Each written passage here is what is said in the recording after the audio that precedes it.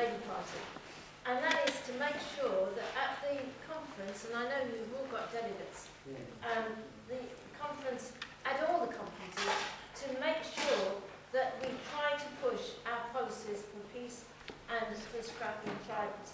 And Labour CND, the one thing that we do is to work hard for peace and no wars in the Labour Party, and we always frame resolutions that go to the National Policy Forum and also to the conference.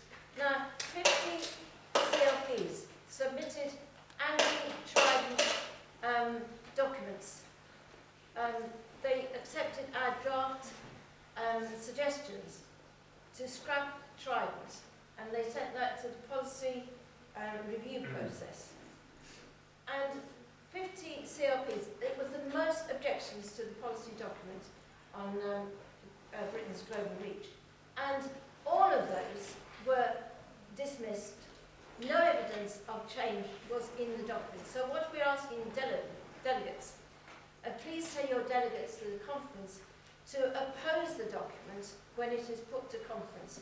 Oppose it and support those people who are trying to ensure that there is a debate on tribals and intervention in wars.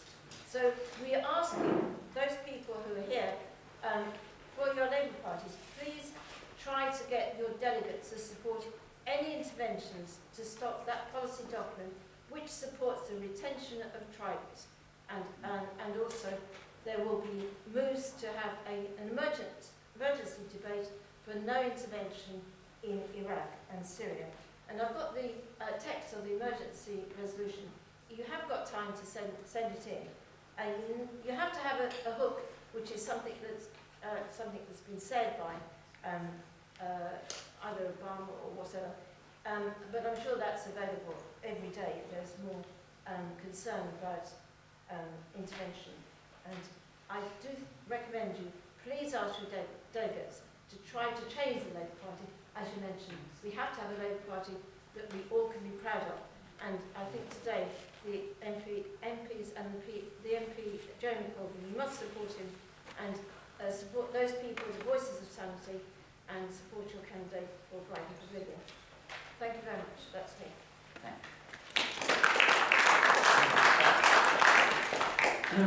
Independence has caused massive political engagement in Scotland. Maybe we should declare independence for England. See what that does for us. Whatever works. Or just Brighton. Or just Brighton. John's going to lead the charge. But it has been fascinating to see how it's engaged. I agree.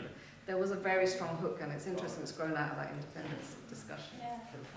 I personally wouldn't want to repeat that. I think we've got to work really hard to get people involved, and unfortunately politicians haven't helped us. Too many politicians have given the whole realm of politics a distasteful flavour that we've got a lot of work to undo. Got to do a lot of work to undo them. The man who was talking about Iraq, I think, is gone, isn't he?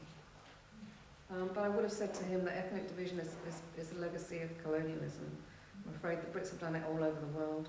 They started categorising us, measuring us, putting us in boxes, setting us against each other. We call it divide and rule. It hasn't stopped. It's happened a lot in the country where I was born, and in many other places that were colonised, and it's unfortunately still going on. Iraq is something I opposed. I marched against it here. I marched against it in Norway. I've worked with Iraqi refugees here who are fleeing Saddam Hussein, and I've worked with Iraqi refugees in the Middle East. I'm not going to rush to apologise for that. I don't quite understand the religious conversation point. I think you're saying there isn't much political conversation based around religion here. If that's what you're saying, I actually don't quite agree, because I think we've had a massive religiousisation of public space and public discourse, where our identities have become reduced to our religions. And I think you see that particularly around Islam and how people are demonised because of being Muslim. And I think that's really problematic, and it's very hard to enter into a lot of community political conversation, and the state has reflected that without declaring a religious identity, and I think that's massively problematic. We are more an other than our presence or absence of religious faith. Gulf and men are artificial creations, yes, absolutely. all, most of our countries were. Look at the straight lines that are drawn around the world to define states and boundaries by colonial and imperialist powers. I have done a lot of work around trying to push governments and states in particular ways and to influence what they do, and I've been fortunate enough to be in positions where I've had access to do that. And I will continue to do that, and I hope I get elected with an opportunity to take that into Westminster. What you won't find me always doing is shouting about it, because a lot of the work has to be done quietly, and it has to be done behind the scenes. But I can commit to you that that's the sort of thing I'm certainly interested in. I've done it, and I will continue to do it. This is my credit to you. I can proudly say that I was a personal witness of your great work over the course of more than a decade. When I was in London, I was able to see your hard work trying to make best use of international legal instruments, mechanisms, and you were shuttling around all over the world.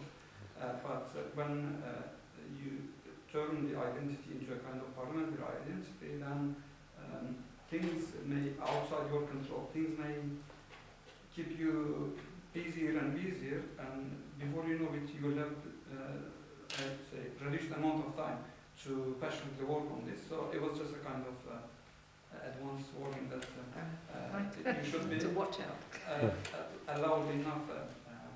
Well, thank you, Sir, for your kind words. There are many pitfalls in parliamentary life. But let me tell you that in some of the organisations I've worked for, you had similar sort of pressures. And I have to say, working for the Commonwealth was one of the hardest, even though I had access to get 54 governments at the highest level, cabinet level, ministerial level, sometimes head of state. But I was working in an organisation which was entirely unsupportive of what I was doing. So I see, hopefully, a right result in May not being any worse than that, possibly being much better than that.